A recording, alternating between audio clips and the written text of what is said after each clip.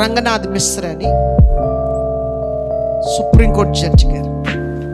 ఆయన ఒకరోజు ఆయన స్వగ్రామమైనటువంటి ఒరిస్సా పట్టణానికి, ఆ పట్టణం ఉన్నటువంటి ఒక లా కాలేజ్ విద్యార్థులకు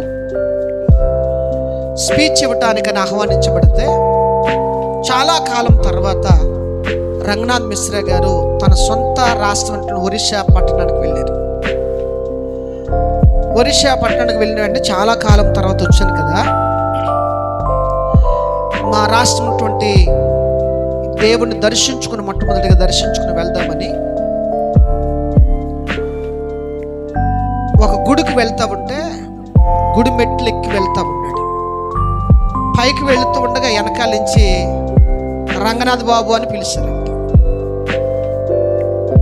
ఏంటి నన్ను పేరెట్టి పిలిచేవాడు ఎవరున్నారబ్బా అని ఆలోచన చేస్తుండగా మళ్ళా రెండవసారి మళ్ళా రంగనాథ్ బాబు అని పిలిచారంట.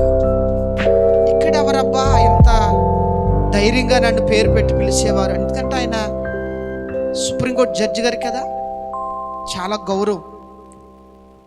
ఆయన పేరు పెట్టి పిలవటం అంటే ఆయన పెంచిన తండ్రి అయిన అవ్వాలి, తల్లి అయిన అవ్వాలి, లేక తనకంటే పెద్దవా తన కుటుంబస్తుడు అవ్వాలి. ఎవరా అని చెప్పి వెనక తిరిగి చూస్తున్నప్పుడు ఆ గుడి మెట్ల మీద ఒక ఆయన భిక్షాటన చేస్తూ పిలిచాడంట. భిక్షాటన అడుక్కుంటూ పిలిచాడంట. వెంటనే ఆయన వెనక్కి దిగి వచ్చి, ఏంటి నన్ను పిలిచావు, నువ్వెవరు ఏంటని అడిగితే ఆయన చెప్పినటువంటి సమాధానం అని తెలుసండి. ఆయన ఇచ్చిన సమాచారం అని తెలుసా? నువ్వు ఇదే ఒరిస్సా పట్టణంలో రాష్ట్రంలో లాయర్గా ఉన్నప్పుడు నేను ఒక బస్సుని ఆప్ చేసి బస్సులో ఉన్న ప్రయాణికుల దగ్గర దొంగతనం చేసి దోసుకుని, ఆ బస్సులో ఒక ప్రయాణం చేసి ఒక ప్రయాణికుడు నువ్వెందుకు ఇలా చేస్తున్నావని తిరుగుబాటు చేసినందుకు నిర్దాక్షిణ్యంగా కత్తితో పొడిచి చంపేస్తే కింద కోర్టు నాకు యావజ్జీవ శిక్ష చేసింది.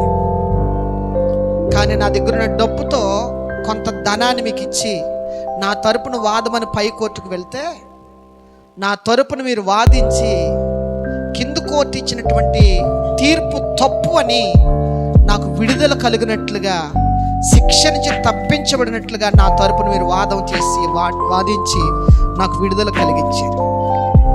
ఆ వ్యక్తిని ఎవరో తెలుసా? ఈరోజు నేనే.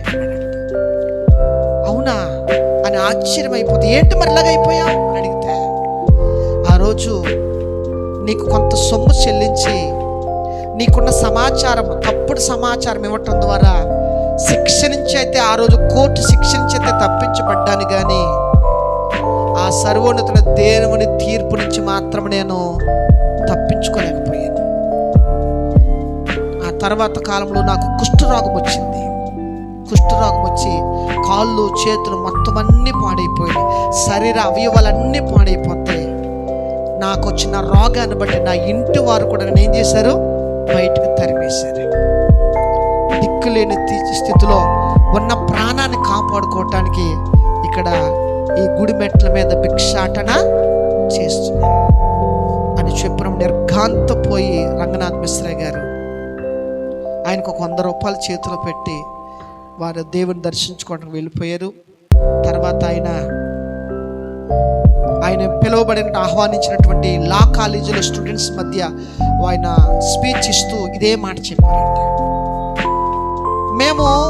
మాకు వచ్చిన సమాచారాన్ని బట్టి కొన్ని సందర్భాల్లో దోషులను కూడా మేము చేస్తాం, నిర్దోషులుగా ప్రకటిస్తాం. మాకున్న కోర్టు పరిమితులు అటువంటివి. కానీ మా కోర్టులో తప్పించుకోవచ్చేమో, కానీ ఏ మనుషుడు తాను చేసిన పాపమును బట్టి, తప్పును బట్టి దేవుని ఎదుట మాత్రము తప్పించుకొనే